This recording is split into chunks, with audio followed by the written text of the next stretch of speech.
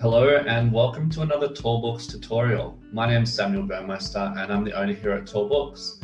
Today I'm excited to announce our new series, Accounting in 5, where we break down small business accounting concepts in less than 5 minutes.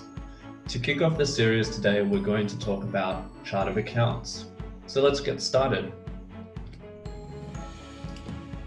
What is a chart of accounts? Chart of accounts, also known as an accounts list or general ledger, is a list of categories used to build reports.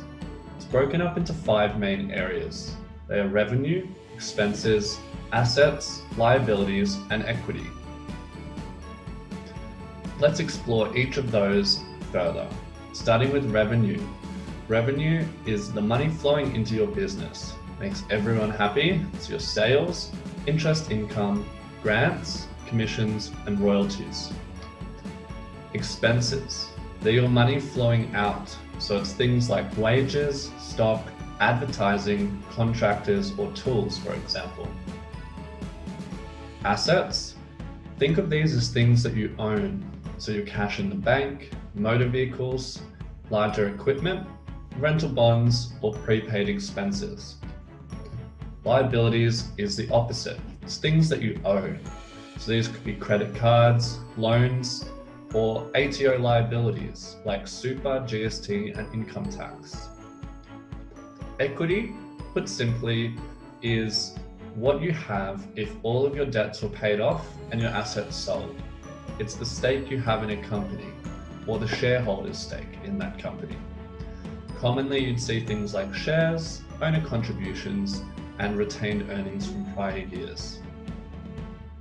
So, why use an accounts list or chart of accounts? It's really useful for creating structure and organizing your finances. It allows you to tailor your reporting, gives you meaningful insights into business performance, and ultimately helps grow a business. How do you go about using a chart of accounts and setting one up? You can use accounting software like Xero, QuickBooks Online, or MYOB. They all have built-in chart of accounts that are based on the entries you make when setting up the software. It starts off basic and you want to customize it from there. Remember, keep it simple and tailor the chart of accounts to your own business.